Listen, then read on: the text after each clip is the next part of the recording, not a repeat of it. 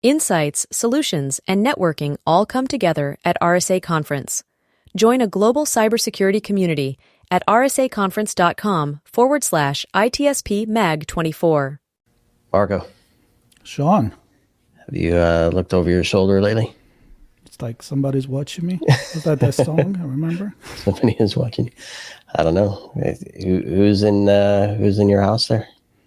Are they even in your house? I've been told that it's a safe environment, so I'm going to go There with you go. trust. Perfect. Trust, but not verify. Wait, that's wrong. That's not what we should say. Trust and verify. That's more like it. There you go. No, I think the point I want to make before we get into this is that it's cybersecurity is so complex that we tend to take different stances and different views on where we should invest our time and money and team. And it's easy to put a lot of that effort onto the big things like servers and where a lot of transactions take place within the organization. We sometimes miss the point that there are other vectors that we might not realize are exposing us and our customers to risk. And we're going to talk a bit about that today. And I'm thrilled to that with our good friends at Imperva. Lynn Marks, thanks for joining us. Thank you very much for having me. This is going to be fun. You get to do probably my favorite job ever, even more than what I'm doing now, which is build products.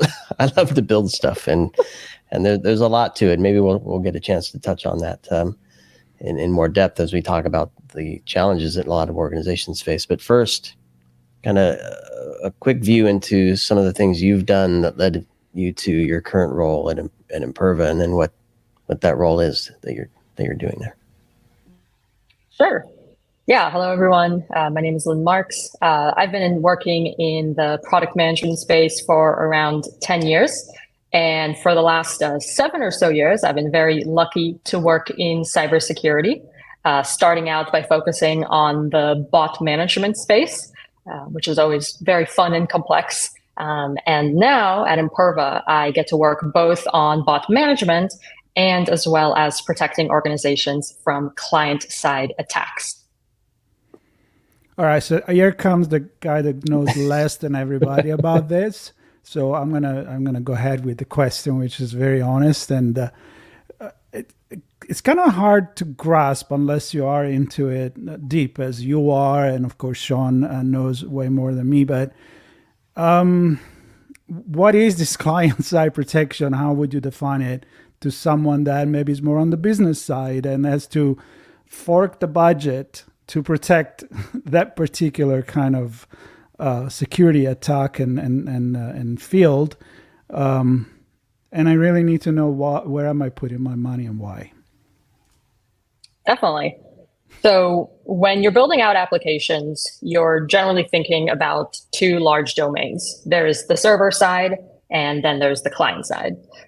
I think for many years now, organizations have already put a lot of investment and security investment in protecting their server side because they understand that that's where the data is being stored. That's where all the logic is being kept. And they understand fairly well that attackers have been trying to compromise the server side and that they need to fork over the money, like you said, to protect it. Now, because so much protection has been put over on the server side, it means that attackers, which we know they like to go after the point of least resistance, they have been putting a lot more efforts into attacking the client side. When you're thinking about, let's say, an application, let's say the website, the client side is really what the end users are actually interacting with. So it's all of the UI that they're actually interacting with in order to be able to complete the goals that they're trying to do on your website. The client side is made up of HTML, CSS, JavaScript, and a lot of other resources. And it's those resources that you need to ensure that you're protecting from attacks so that your application and the data, the sensitive data that's in there, is not only secure from server-side theft, but also from client-side data theft as well. Very good. And we're going to take a pause. I wanted to let you finish because obviously Sean has been attacked by something. All right, Sean, good to see you. I'm back. You're I'm back. I'm back. Something happened on client side, I guess, as I was learning what was going on, and I let Lynn finish because I didn't want to interrupt her, because for the first time I actually got what client side means in cybersecurity, and now you're back. So I've had a client side. Absolutely. But that's what I was hoping you could maybe take another moment and explain the client, because some folks might think client equals endpoint, which includes a whole stack of things. So can you kind of describe the attack surface, the exposure that you're specifically talking about? Where in that endpoint stack is the client side exposure? Definitely. So in the client side vulnerabilities, there are many different types of attacks that can occur for the different types of frameworks that are being used, or like I mentioned, there's the HTML, the CSS, the JavaScript. Specifically, what we're focusing on is protecting customers from attacks on the JavaScript. We know that JavaScript is actually the largest component. You can think of it. It makes up the largest amount of resources on the client side. And 98% of modern websites use JavaScript. I don't know what are those 2% that are not using them. But with so much JavaScript being used, and that is both first-party JavaScript that the organizations are developing themselves, which is coming directly from their origin, as well as third-party JavaScript, so JavaScript that they are using from third-party organizations to bring additional value on their website without actually having to spend the time and money developing it themselves. All of those are able to be hijacked and become compromised through mage cart attacks. That's specifically what we're protecting from. So mage cart attack is often the term that's used in the media when there's an attack occurring. You might have also heard the term form jacking, though, used. And form jacking, they tried to make the name very obvious, taking form and hijacking. And pretty much what happens is they are hijacking the information that an end user is entering into a form on the client side. So let's say you are on a bank website, you're entering in your login information, and as you are entering in your credentials into the form, the data is not only being sent to the correct server, the correct database, and authenticating you, but it's also being sent to the attacker's database as well. So what they've done in that instance is they have hijacked some of the JavaScript on the login page. And once again, it can either be first-party JavaScript or the third-party JavaScript, and they are able to skim the end user's sensitive data one record at a time. And that's really where the difference is between this and the server side, like database attacks, where oftentimes, they might be able to break the defenses on the server, be able to steal a bunch of data, and then they get out, trying to remove any traces. And with the client-side attacks and form jacking, it's really a under the radar, extremely slow, one record at a time attack.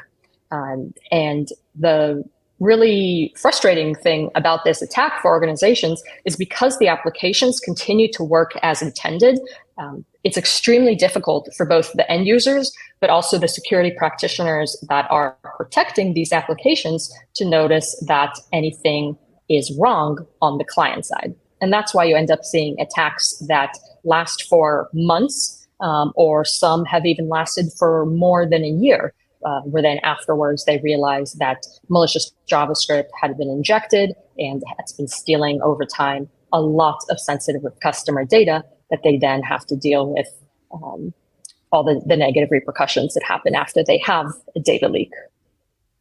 So instead of stealing everything at one time, so you see it's missing, it's just like a little grape from from the fruit, and you don't realize that. Okay. Exactly. Has this been changing in the last few years, like technology allowing new things, or because it's using JavaScript, it's kind of still, I mean, how is technology changing in this and making things harder or better for the cybersecurity team? Yeah. So this attack really is quite a new attack because in the modernization processes that a lot of security teams and application teams have been making, they've been putting a lot more of the logic into the client side and using also a lot more different types of third-party JavaScript. Let's say that's being added by the application team, it's being added by the marketing team to add a lot of additional value, right? You could think of Google Analytics or different payment things that they might want to add in there. So really what we've seen is that that's why this attack is becoming so much more prevalent now. And JavaScript is continuing to be used more. We really don't see that this attack is going to wane. We really believe that every organization needs to start putting some kind of protection in place and ensure that they're securing their client side because the client side is continuing to become more diverse and more complex, and they need to continue to watch out for those attackers. And speaking of watching out, how would an organization know that they are compromised already? So what indicators exist or not? How do they obfuscate those if they don't exist? And what should they be looking for if those indicators aren't there yet? That is a great question. So the problem that we've seen is that the majority of organizations actually have a blind spot to the client side. So the security practitioners don't know what is the makeup of the client side supposed to be, right? They don't know what JavaScript or other resources are supposed to be there. So even if they do get an inventory created, they don't know, was it supposed to be added there or not? They don't know which of the JavaScript is, let's say, first party or third party. And especially for the third party JavaScript, because they're not actually controlling the code, it's difficult or almost impossible for them to actually know if that third-party JavaScript has been compromised. So really the first things that organizations need to do is to get the visibility in place.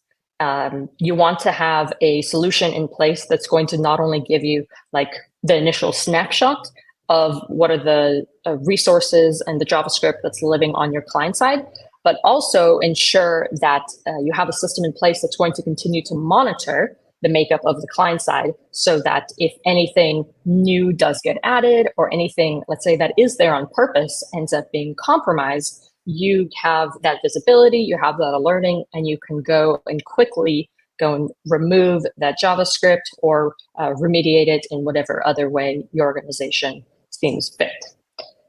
So that's what I would say is really the first thing that most organizations need to do, especially with the fact that we've seen some statistics that less than 20% of security decision makers say that they have a good understanding of the makeup of the third-party JavaScript on their site. So if less than 20% know, then that means that really the large majority of organizations, unfortunately, do currently have this gap that they need to overcome. And are you seeing any figures in terms of activity? So 20% don't or do have a view, 80% don't have a view. Does that translate into a large number of attacks that are underway, record at a time?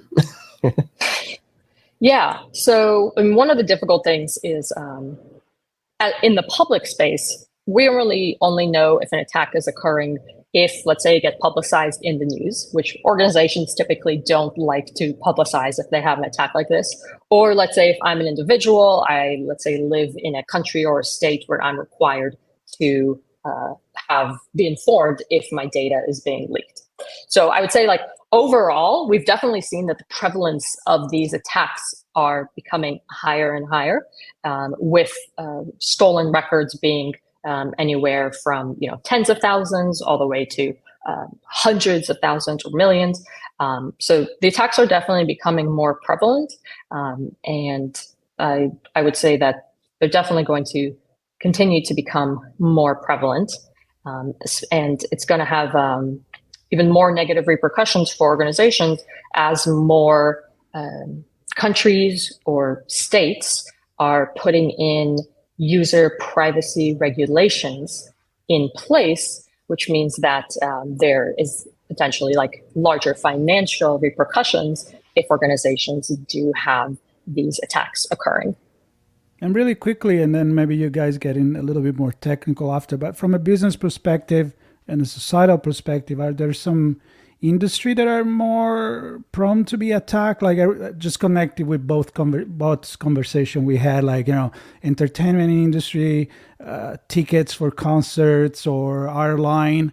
It's kind of like, okay, that's the breeding ground for this. My head is probably very generic in terms of, if he's on the client side, doesn't mean that everybody can steal something that is valuable. Yes, really, pretty much every industry is a target to be hit. When we're thinking about the three different types of data that these attackers are going after, we could think that the most valuable data is the credit card information. Then the second most valuable data is they want to get login credentials so that they can then steal whatever assets are in there. Maybe the credit card information is stored there. And then the third one, we call it profile building. And that's really any other sensitive information that they might be trying to steal. Let's say in the US, there's social security numbers, and that is needed when you're trying to apply for a loan. So if a malicious actor is trying to apply for a loan, they might want to not only steal the person's name and address, but also the social security number, and then they can apply for a fraudulent loan in that person's name. So really, any organization, any industry where this type of sensitive data can be found, which is the majority of industries, it means that they could have valuable data that attackers might want to then end up wanting to attack them. And what's the impact? I mean, there's the individual that's compromised. If they reuse the same login stuff, it could be reused. Bank details, of course, give you access to the bank information, the bank account presumably as well, which I suspect, and correct me if I'm wrong, that there's probably an entity that does this initial extraction and then they sell this off and somebody else uses it. Do we have any updates on kind of that life cycle of the extraction, sale, use, and the impact? Because the extraction seems to be taking a long time, low and slow. Do you see that changing the cycle of the use of that data as well? Not so much. Really, you can think about, the data that they're stealing here, even though it might be one at a time. Let's say if they're attacking a very large organization that has hundreds or thousands of users that are going to the client side every day, that's still a nice chunk of sensitive data that they can get every day and can continue to sell it.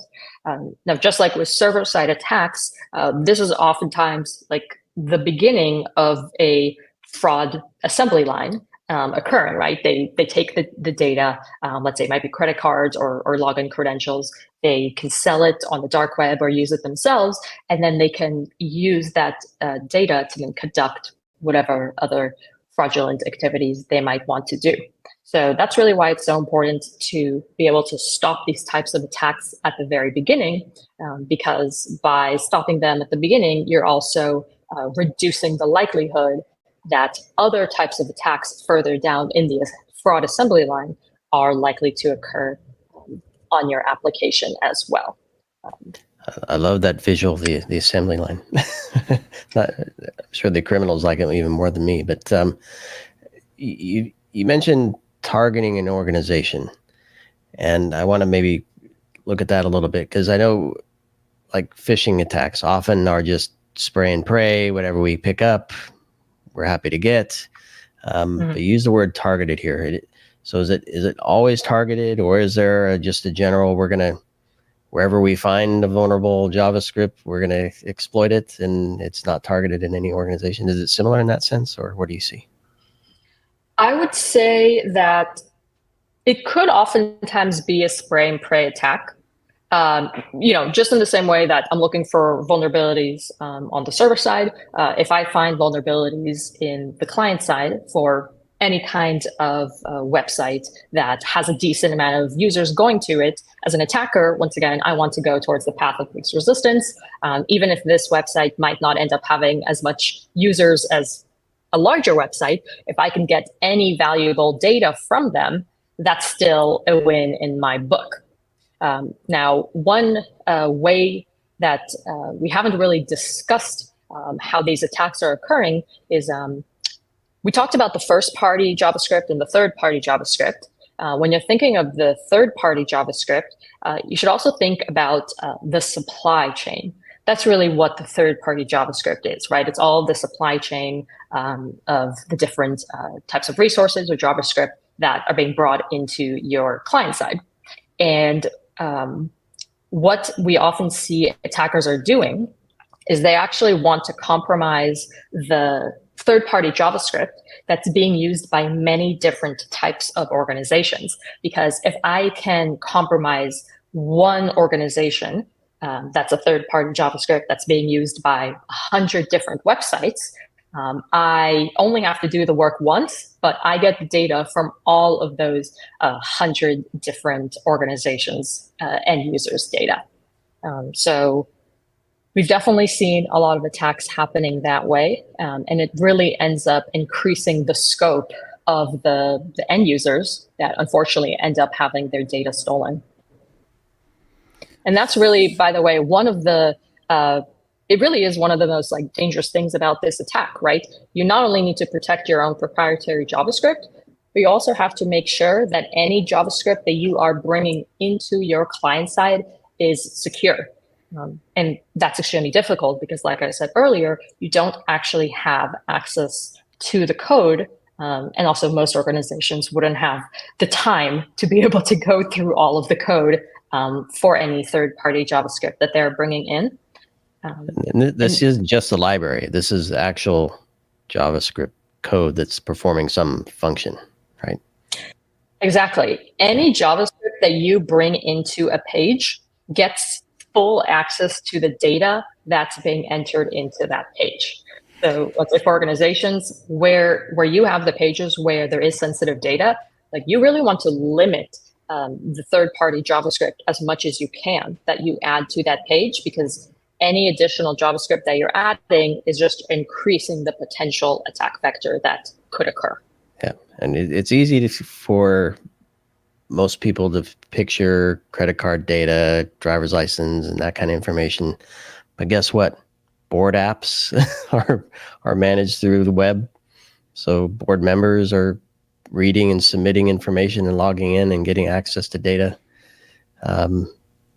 Sales portals, sales CRM systems are often web interface with sales data going in there, customer data going in there. So it's not just transaction banking stuff. There's a wide range of things here. So you're all depressing me a little bit. I feel, what can we do about it, right? I mean, it's hard to find it, hang in there. If it gets in one place, in one script, it's all over the places as long as you use that particular script. Where are we standing here? What can a business do to avoid this? What is Imperva doing to help detect and fight this? Yeah. So give me hope. I will work on that.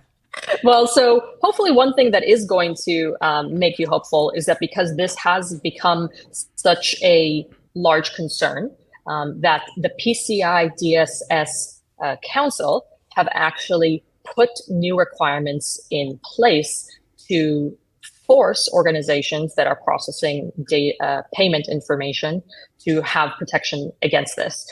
So for anyone who's not familiar with PCI DSS, it's really just like a security standard that any organization that is processing payment information, whether it's like physical credit cards that are being swiped, or if there's any payment information that is being processed online, they have to adhere to these requirements. Otherwise, the payment providers, like the Visas or the Chasers of the world, could say that we are not going to want to work with your organization, and they could also have fines for organizations that don't meet the PCI compliance. So recently, PCI launched the new version of their requirements. It's PCI 4.0. And in this, they not only have many new requirements and suggestions that organizations need to adhere to, but they've added 2 specific requirements that are specifically related to protecting organizations and their client side from these JavaScript attacks. So the actual numbers is 6.4.3 and 11.6.1. Those numbers have been in my head for months already. And pretty much what those are doing is that anyone who does have to adhere to PCI, they need to make sure that they have full visibility to all the JavaScript and the other resources that are executing on their client side. And then they also need to make sure that they have alerting in place. They need to make sure they have, let's say, written justification for why is this JavaScript living on your client side. And they also need to have a tamper-proof mechanism in place that's going to alert them if anything new is found. These new requirements, even though they're already been added to the handbook, they only become live as official requirements in March of 2025. So actually, it's March right now when we're recording this. And so there's actually exactly 1 more year that organizations have in order for them to put protection in place, put processes or whatever software they need to have in place so that in 1 year, when they are meeting with their auditors and ensuring that they meet the PCI requirements, they can prove that they also adhere to these 2 new requirements that have been added to protect against mage card attacks.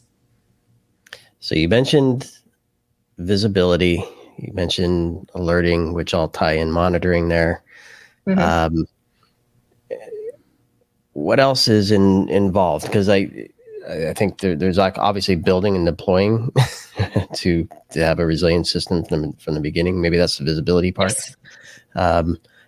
Tell me what Imperva delivers and where in the development, delivery, monitoring, response kind of slice that you sit to help cover some of these things. Definitely. So first of all, Imperva has an extremely robust WAF that really every organization needs to have, not only from security perspective, but also from PCI perspective. So that's already a great way that you're able to protect from a lot of different client-side attacks, but not from mage card attacks. And the reason for that is because, like we said, the third-party JavaScript, it's not coming from the origin, so it's not going to go through the WAF. And that's why Imperva launched a new product a couple of years ago called client-side protection. We're very original with our name. We were just focusing on the fact that, hey, client-side attacks are becoming a lot more prevalent. Let's provide people with an easy way to start getting the visibility into what is executing on their client side and providing them with a way to either allow or to block whatever they want or don't want to continue executing.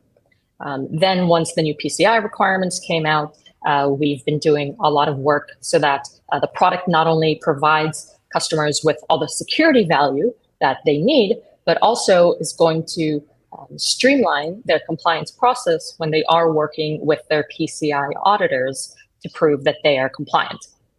So first and foremost, we already talked about the visibility. We try to make getting the visibility as easy as possible for customers. So you literally have to click one button to onboard your website to client-side protection and start getting the visibility. We're using technology called content security policy headers. Sean, you might be familiar with them. They're, it's really technology that's built into browsers. It's supported by all major browsers, and it allows us to provide our customers with the visibility, really build out the profile of everything that's in their client side as real users are interacting with their application. As they click around, we get reports about that, and that's what we use to start bringing that visibility. The next step is we provide customers with a lot of different types of insights about the different resources and JavaScript that is discovered. Because we know that just because I get a list of all of these things, how am I supposed to know what is it doing? Is it supposed to be here? So we provide with a lot of different types of insights. Let's say, when was this domain registered? What is it trying to transfer? Is it trying to transfer images? Is it trying to transfer data? Is it interacting with any other scripts? Like, let's say, is this like a third-party script? Is this a fourth-party script, right? This is going back to the supply chain, where the train just continues to grow, and you have to make sure that you get the visibility to all of them. The third thing is, of course, the enforcement piece. So with client-side protection, customers are able to either choose to work with a with a positive security model or a negative security model. So with the positive security model, right, they can create an allow list. They can say, these are all the different resources and JavaScript that I want to allow, and then everything else is going to be automatically blocked.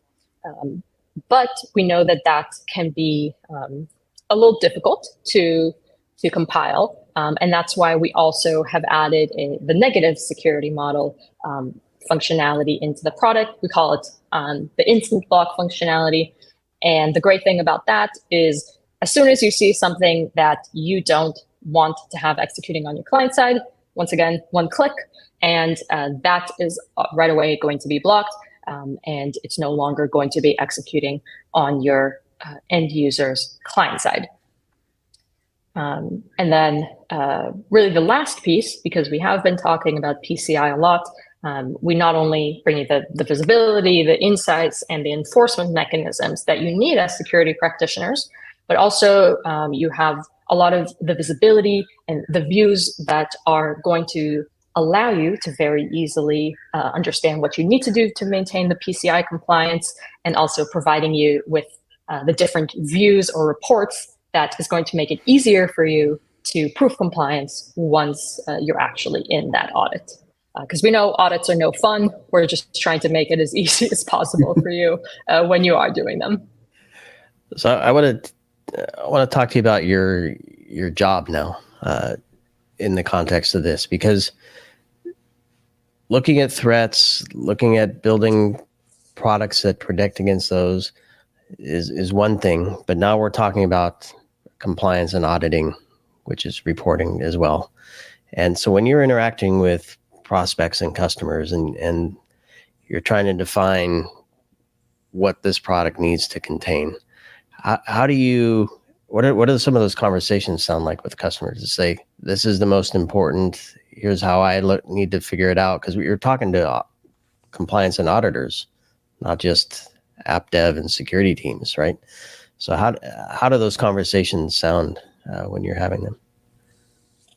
Yeah, so I will say, building out this product, some of those conversations have been very interesting, because these requirements are so new that many organizations and even auditors themselves said that they don't fully know yet how they're actually going to end up wanting to deal with these requirements once the requirements go fully live, which, as a product manager trying to understand what features you need to build, that makes my job a lot more difficult. Really, we started out by talking with as many different auditors as we could. But like I mentioned, because these requirements are quite new, some of them, or a lot of them, really haven't had these requirements actually live in the field yet, right? It's just reading this language, which, the PC, any kind of compliance language is always, legalese. It's always kind of difficult to understand exactly what they're trying to say. From there, we got together with not only the usual customers that we're working with, which is the security practitioners, but also having them bring in their PCI auditors or anyone from their own organization that is in charge of making sure their organization is compliant with PCI. And honestly, it's been a real partnership working together, myself, the engineers, and our customers to figure out what is PCI actually trying to get with these requirements, and trying to understand what is the best way that you can not only make sure that you comply with these new requirements, but also how can an organization actually operationalize these new requirements.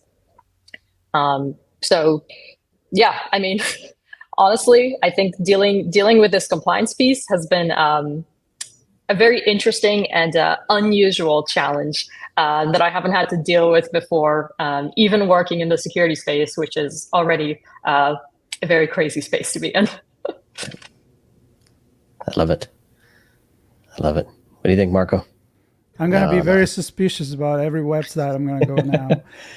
But at the same time, for once, I was going to make a joke at the beginning where you describe what this client-side attack is like, for once we can now point the finger to the user and say it's the user fault for clicking here, for doing, they're really like just victim in this case. So I can see how the regulation had to kind of step in heavily, because it's something that, I don't know, it's like giving a card to someone and say it's safe and secure, don't worry, this comes straight from the manufacturer, and all of a sudden there is a bug in there and you don't want to deal with that. So I've learned a lot. I know, Sean, you love this kind of things, and I do. You too. I see that you were really going at it, so I'm just I've learned a lot. Yeah, thank you. I always have one more question. Go for it. Because you use the word operationalize, which is my favorite word. So you said one button you add your site. So tell me how organizations deploy what you offer and kind of that onboarding. What's that one button look like? Yeah. For your website that's already being protected by Imperva's WAF, you don't actually need to deploy any code, make any changes to your application. You literally click that one button, and right away we start injecting that content security policy report only header and start building out that visibility for you. So really getting that visibility, there's no excuse. We really tried to make it as easy as possible for you, and also removing any constraints that the application development teams might want to put in, where if you do need to ask them to deploy something, you might have some back and forth on that. This is something that the security teams can do completely by themselves, and it's really bringing the power back to them to be able to start getting that visibility and operationalizing the authorizing and the blocking of what's living on the client side. Nice.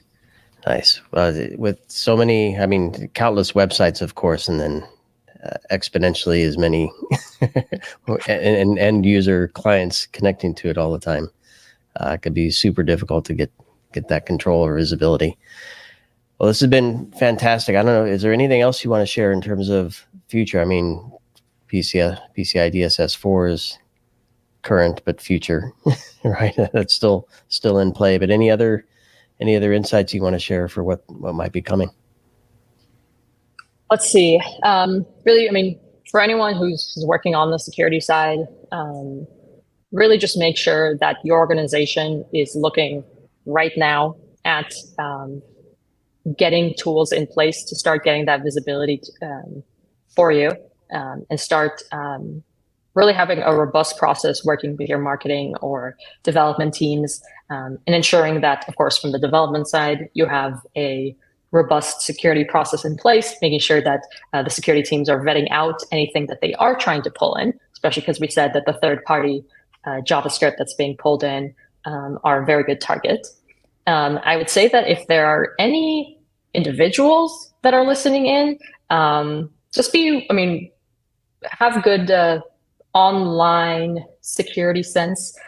If a website looks sketchy, maybe don't enter in your information into that. Or there are online. There's ways where you can have like a temporary credit card number created for you. That credit card can only be used on that specific website that you set.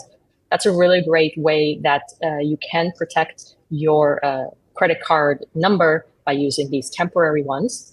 And I think that, like I mentioned, we as people on the web, we really need to band together and ensure that all the organizations where we're using their tools online, they are putting in these protections in place. So let's say if an organization does end up having a breach, like we've seen their customers getting together and having a lawsuit together, right, against that organization. And that's just like one way that as individuals, we can protect ourselves in this online world and insist that the companies provide us with a safe environment that we can play around with. So that's really my call out for both us as individuals and then also for organizations and the security practitioners that are working on protecting the client side. I love how you use people of the web. I'm gonna take it, and if you don't mind, I'll use it again in other context. But yes, but I want royalties, please. That's right. I will. I'll copyright it with you together. No, it makes sense because think in society, people of the web is like all I always say is like you can't distinguish digital versus analog life anymore. We are all people of the web. We're all business of the web. And to reconnect to how I started when I asked you to explain me as a business person, what is this client-side security? After this conversation, I'm definitely sold on you got my budget. That's for sure. Yes. And I'll go back to the beginning because I started with, Marco, are you looking over your shoulder? And I think what we're understanding is it's the responsibility of organizations looking over our shoulder for us, right? They have the knowledge. It's at their fingertips with one button to understand what's going on there and to protect us. So hopefully they do. And for all WAF customers, turn that on. If you're not a WAF customer yet, please do become one and protect my bank account, please. I don't care about Marcos, but mine, I definitely want to. There's nothing in there, so I got There you go. There's that too. Well, Lynn, it's been fantastic chatting with you and learning more about this and knowing that you have a solution to the problem. And a lot of times a problem for organizations is compliance, right? And so a solution to that problem for them as well in connection to this, which is super helpful for many, I'm sure. So thank you for the chat, Marco. Good stuff. And we'll see everybody on another brand story.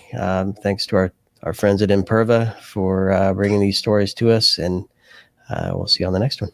Yeah, and talking about Easy Button, there'll be a link to connect with Imperva and with Lynn, if she wants to share that. And just one button, just click it. Just one. Perfect. And by the way, Imperva just released a really great report about client-side attacks, really the threat around them. If you're interested in learning more about the attack vector and how you can protect yourself, we will also link to that. It's a really great resource to give you like a high level overview into this new type of attack that you need to protect from. Perfect. That's it. Goodbye, everybody. Stay tuned for the next story with Imperva. Thank you very much. Thank you.